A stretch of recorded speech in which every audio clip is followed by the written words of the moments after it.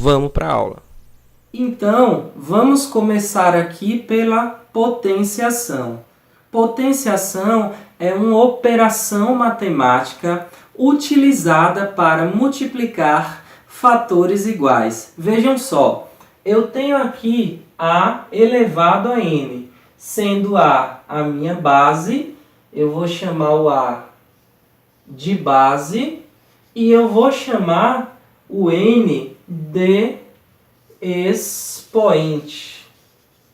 Beleza, pessoal? O A é a minha base e o N é o expoente. Pessoal, o A representa o fator, ou seja, o A representa o número que será multiplicado por ele mesmo de acordo com o que o expoente determinar. Vou citar um exemplo para vocês aqui.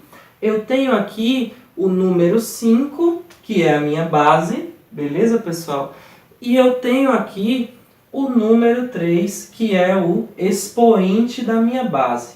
O 5 eu vou repetir ele aqui e vou colocar quantas vezes forem necessárias de acordo com o que o meu expoente determinar. Eu tenho aqui o 5 e tenho 3. Isso significa, o expoente aqui significa que eu vou repetir o 5 3 vezes. Se o expoente fosse 4, eu repetiria o 5 4 vezes. Se o expoente fosse 5, eu iria repetir o 5 5 vezes. Então, o expoente determina o número de vezes que eu vou repetir a minha base.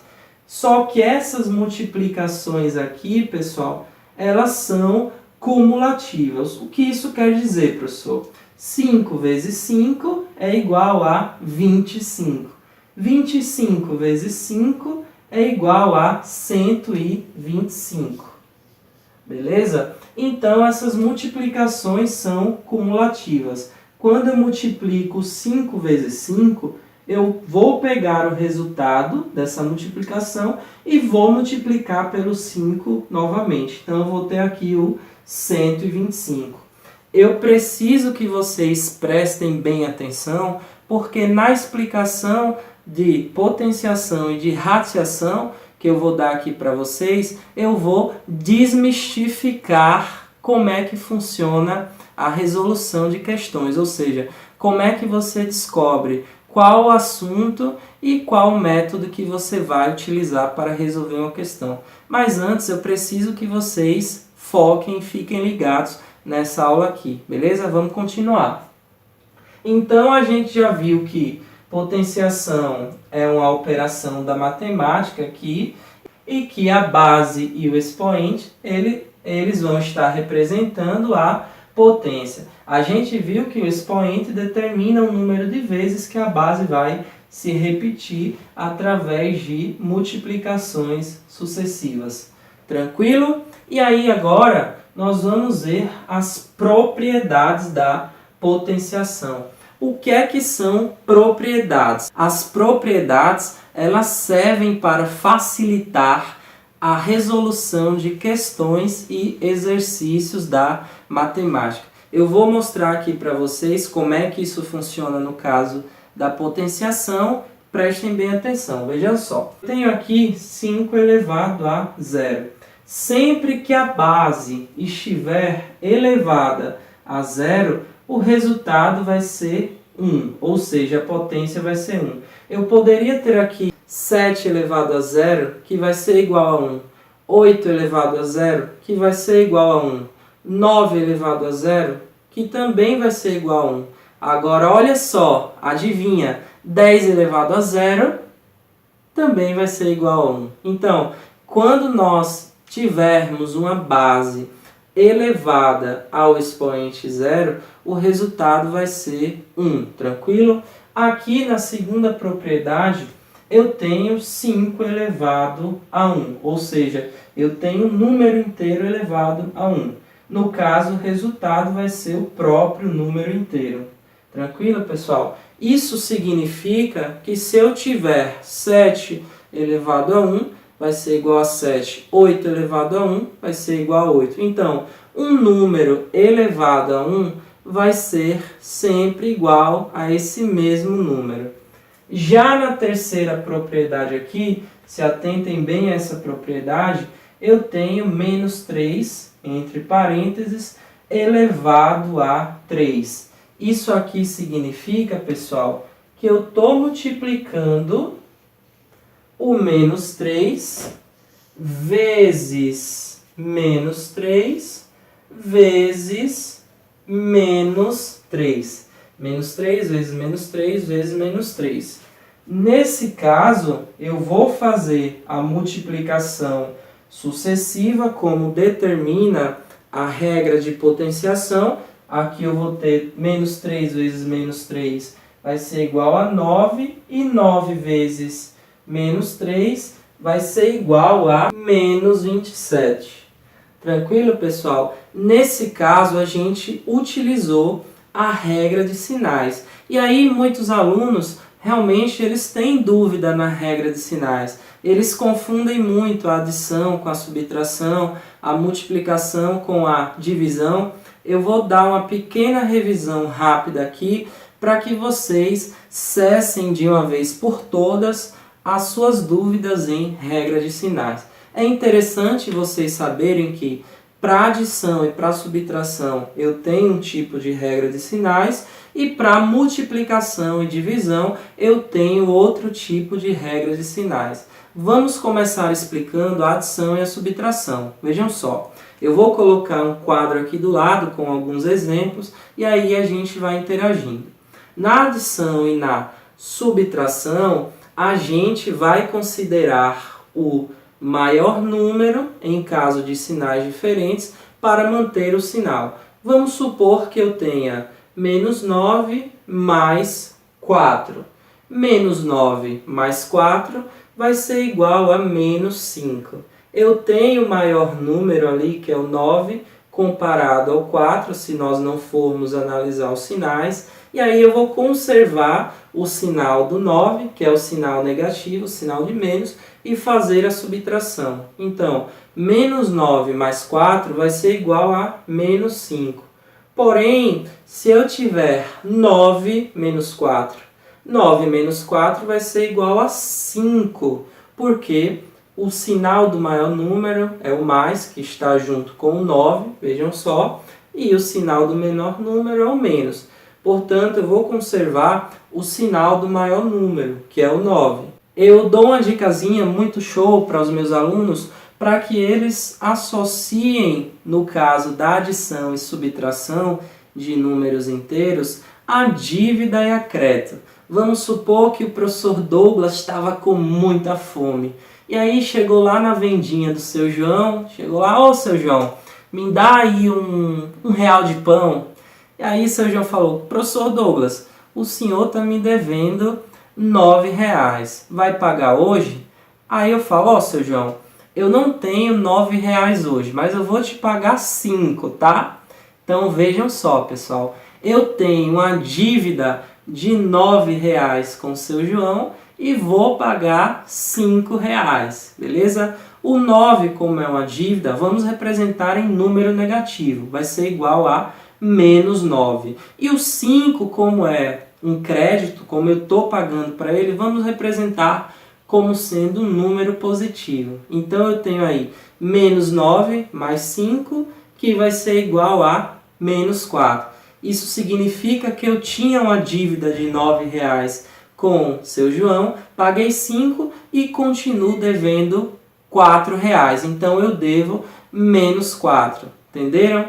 Quando é uma dívida, quando a gente tem um saldo negativo, nós temos o menos. E quando é um crédito, quando a gente está pagando, nós temos o mais. Se a gente devia X e pagou menos de X, a gente ainda vai continuar tendo uma dívida. Agora, se eu chegasse, seu João, eu te devo 9 reais, tranquilo, mas eu vou te pagar 12, eu tenho 12. Aí eu dou lá uma nota de 10 mais uma nota de 2. Ele vai me dar um troco de 3 reais. Então eu não tenho mais saldo negativo com o seu João. Então aí vai ser menos 9 mais 12, que vai ser igual a 3. O sinal do maior número é positivo, que é o sinal do 12. e o resultado vai ser 3. Nesse caso eu não tenho mais dívida, portanto meu resultado não vai ser negativo, tá? Galera, essa regrinha é para adição e para subtração. Porém, no caso da multiplicação e da divisão, apaga tudo aí que eu falei, passa uma eraser, apaga tudo aí, passa uma borracha e vamos focar agora na regrinha da multiplicação e da divisão. Na multiplicação e na divisão, a gente considera a regra de sinais. Vê só o quadrozinho aqui do lado. Sinais iguais, menos vezes menos, mais vezes mais, menos dividido por menos, mais dividido por mais, nós vamos conservar o sinal de mais. Se eu tiver menos 8 vezes menos 2, o resultado vai ser igual a 16. Porque na regra de sinais, para o caso da multiplicação e da divisão, sinais iguais, o resultado vai ser positivo. Porém, se eu tiver sinais diferentes, por exemplo, menos 5 vezes 3, o resultado vai ser menos 15. Sinais diferentes, o resultado terá o sinal negativo. Isso serve para multiplicação e para divisão. Vamos continuar, vamos lá. Eu tenho aqui menos 3 vezes menos 3, sinais iguais. O resultado dessa multiplicação aqui vai ser igual a 9 positivo. Porém, eu pego esse 9 positivo, eu peguei o 9 que resultou da multiplicação do menos 3 vezes menos 3 e multipliquei novamente pelo menos 3.